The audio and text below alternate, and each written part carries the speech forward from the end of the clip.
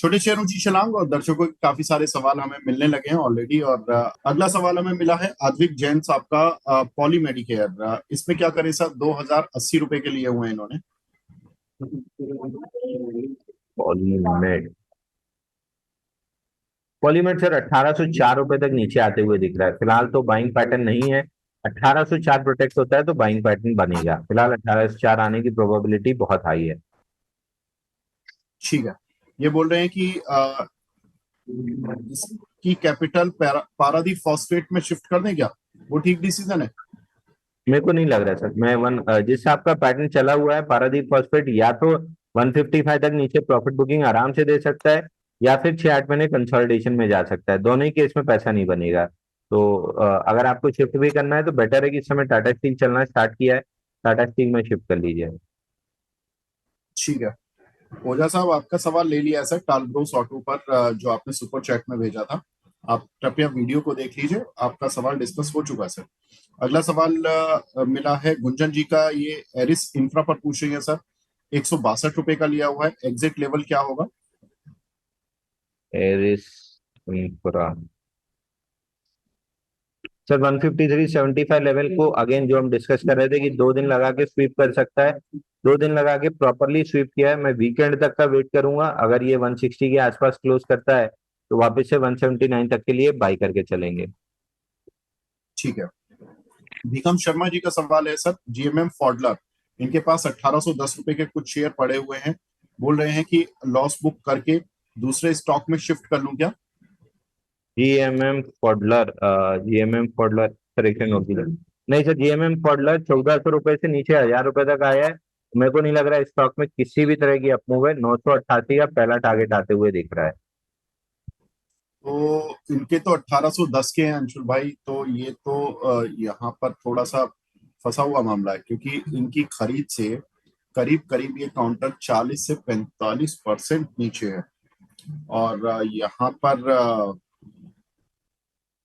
40 से 45% काफी अच्छा शेयर चला था, एमएनसी कंपनी है, लेकिन अब यहाँ पर फंस चुका है ये शेयर। ठीक है, अंशुल जी के पास लौटते हैं। अंशुल जी, अगर आप फ्री हो गए हो तो जरा बताएं कि जीएमएम फॉडलर सर, इन्होंने 1810 का लिया हुआ है।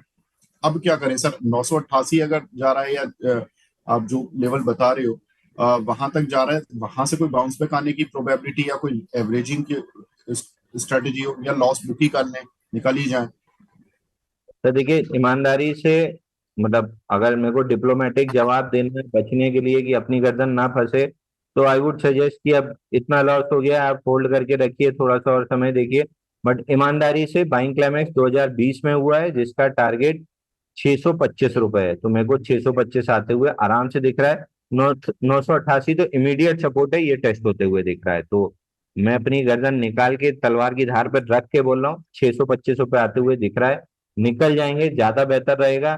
आपका मेरे ख्याल से 50% लॉस होगा, यानी आपको कोई भी ऐसा शेयर चाहिए जो यहाँ से डबल हो तो आपका लॉस रिकवर हो। तो आपको बेटर है कि जेएसडब्ल्यू इंफ्रा में शिफ्ट कर लेना चाहिए। 2-3 साल के लिए छोड़ देंगे, 700 रुपए पहुंचते पहुंचते वो आपके सारे लॉसेस रिकवर कर देगा। एक बार दिल पक्का कीजिए, लॉस बुक कीजिए, एग्जिट कीजिए। ठीक है। ऋषिकेश कुमार जी का सवाल है सर, हरिओम पाइप, इसको किन लेवल्स पर बाय कर सकते हैं? सर हरिओम पाइप या ये पूरे पाइप कंपनी जितनी है सब में ट्रैक्शन तो बिल्ड हो रहा है। हरिओम पाइप में हमारा टारगेट हिट हुआ था, वीनस पाइप में हमारा ब्रेकआउट ही नहीं बन पाया था। बट ये सारी पाइप कंपनी मेरी वॉच लिस्ट में जरूर है। जैसे इन स्टॉक्स में कुछ बनता है तो हम बाई जरूर देंगे, क्योंकि थोड़ा थोड़ा करके इंस्टीट्यूशन एक्यूमुलेशन थोड़ा थोड़ा दिख रहा है। तो मैं वेट कर रहा हूँ कि किसी तरह का बाइंग पैटर्न बने तो बाई करेंगे। जिसमें हरिओम पाइप मेरे को सबसे बेस्ट लगता है, मतलब टॉप पिक पे एस्ट्रल, और इन सब के बाद मिड कैप स्मॉल कैप में आएंगे तो एस्ट्रल मेरे को सबसे बेहतरीन लगता है। ठीक सॉरी, है। हरिओम मेरे को अगला बेस्ट लगता सवाल है। हमें मिला है यहाँ पर पॉली मेडिक्योर पर, माफ कीजिएगा, यहाँ पर जो सवाल मिला है हमें मिला है आईटीसी होटल पर।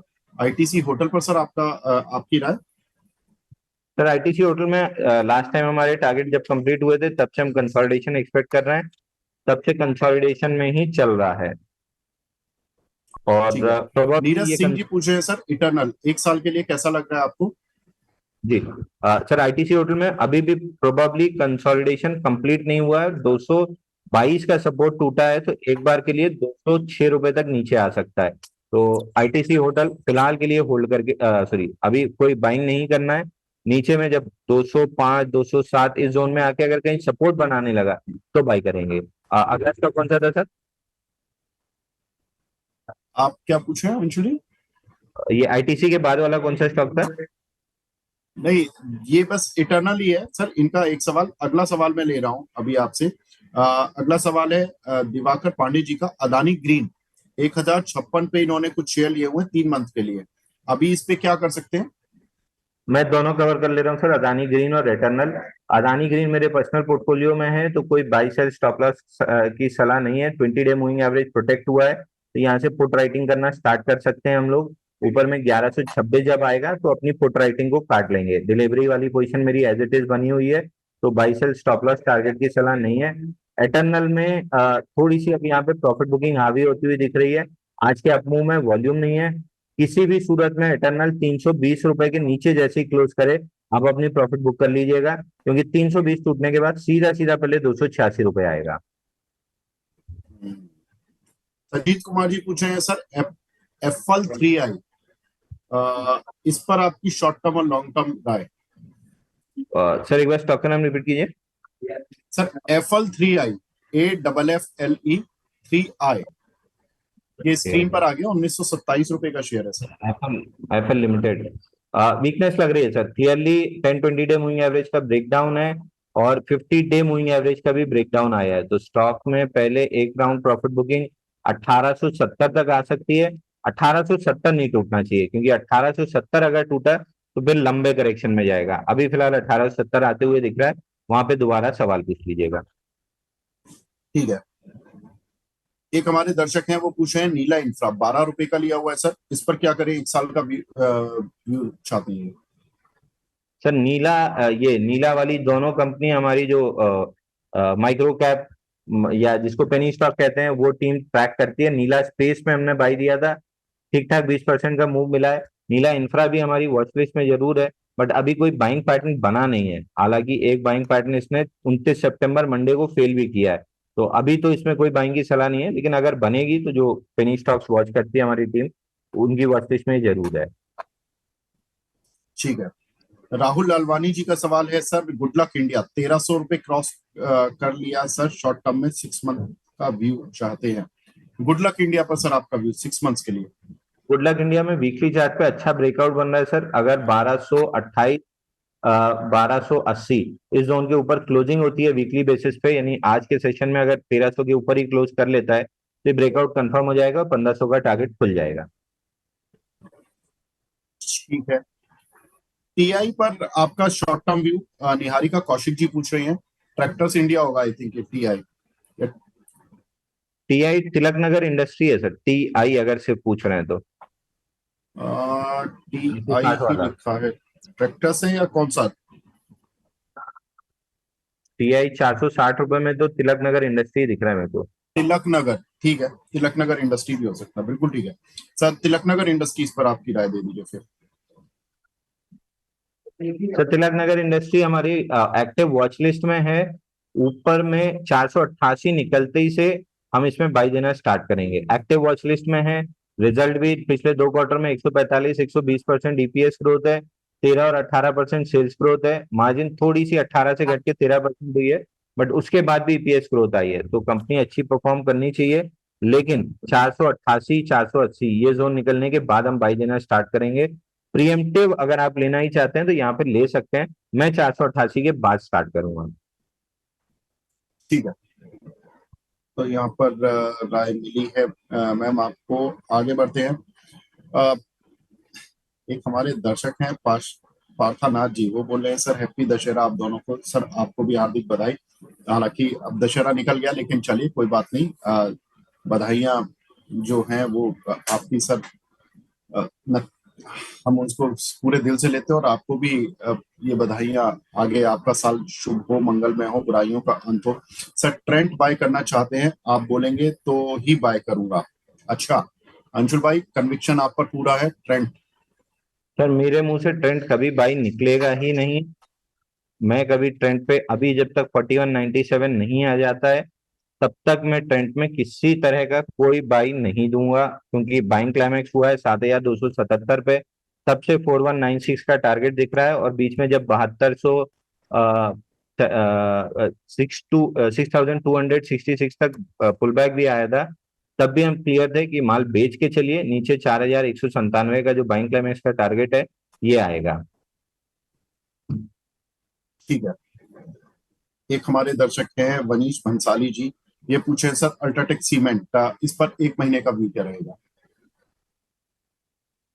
अल्ट्राटेक सीमेंट फिलहाल तो वीकनेस दिख रही है सर, ब्रेकआउट पैटर्न रीटेस्ट करने आया है। हो सकता है प्रॉफिट बुकिंग में 10 से 11,500 11,800 की जोन भी टेस्ट हो जाए, बट वीकली चार्ट पे बहुत बड़ा पैटर्न बना हुआ है, ऑलमोस्ट 52 हफ्ते का ब्रेकआउट है, तो मेरे हिसाब से तो प्रोटेक्ट होना चाहिए। बट मेरा इंटरेस्ट लार्ज कैप सीमेंट से ज्यादा मिड कैप स्मॉल कैप में।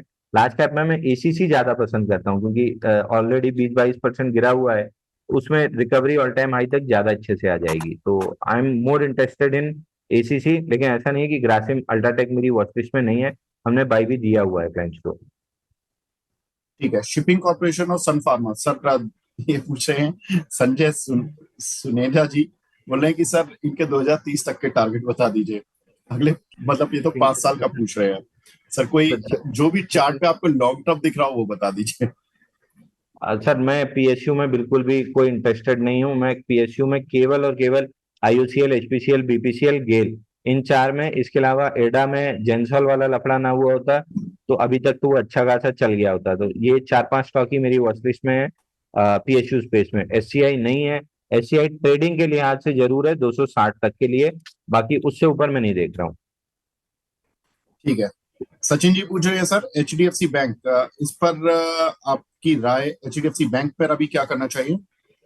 सर एब्जॉर्ब कर ले अपनी पूरी तरीके से जो सप्लाई आई है, जो नंबर ऑफ लिक्विडिटी बढ़ी है नंबर ऑफ स्टॉक्स की। और एक इसने अच्छी चीज की है, 946 का लो स्वीप किया है। 946 का लो स्वीप हुआ है तो इसका टारगेट खुलता है 976 रुपए। अब 10-20 डे और 10-20 वीक दोनों मूविंग एवरेज 960 से 976 के बीच में है, तो ये थोड़ी सी रेजिस्टेंस जोन हो सकती है।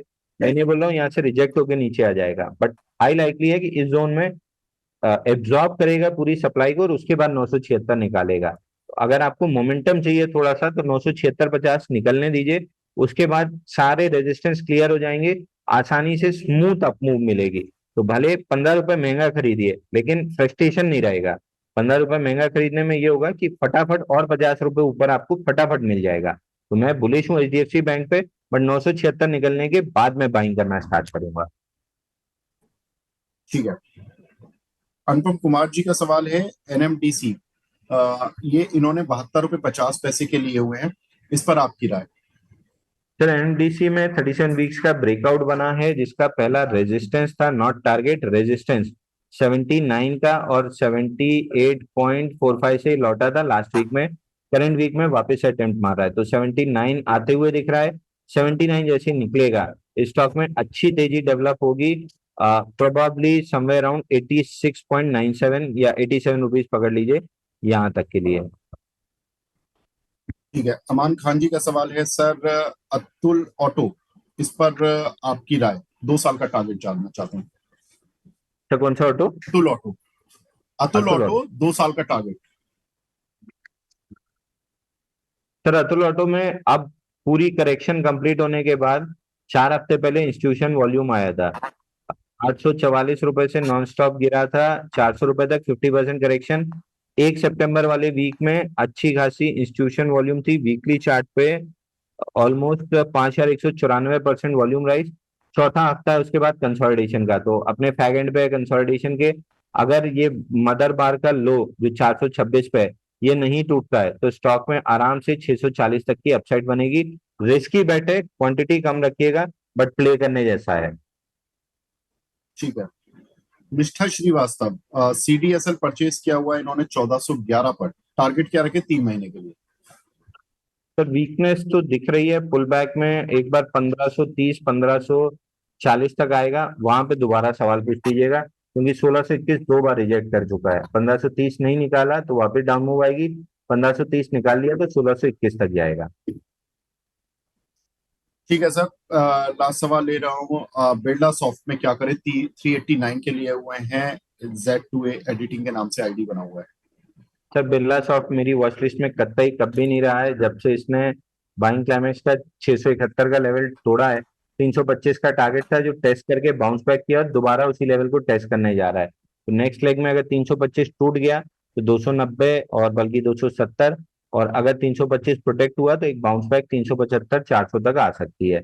मैं इस स्टॉक को बिल्कुल भी प्ले नहीं करूंगा, वैसे ही फूफा जी आईटी के पीछे पड़े हुए हैं, उसमें ये वैसे ही वीकनेस वाला काउंटर है, तो मैं अपने टॉप मेजर 4 पे ही अटका रहूंगा। ठीक है सर, लास्ट था वैसे सवाल, लेकिन नितेश सारंगी जी हमारे प्राइम मेंबर हैं, फटाफट से जानना चाहते हैं। ट्रांसरेल लाइटिंग 785 रुपए का लिया हुआ है, पूछे हैं कि लॉस बुक करूं या होल्ड करूं। सर एक दो दिन और होल्ड कर लीजिए, अगर ये 738 740 निकालता है तो इसका जो स्टॉप लॉस लेवल था वो 738 था, वो स्वीप हो जाएगा। और अगर स्वीप होता है तो वीक लॉन्ग से एलिमिनेट, हल्के हाथों में मतलब मजबूत हाथों में माल रह जाएगा। 806.90 का टारगेट खुल जाएगा, तो 2 से 3 दिन और दीजिए। अगर ये 738 के ऊपर क्लोजिंग सस्टेन नहीं करता है तो फिर एग्जिट कर लीजिएगा।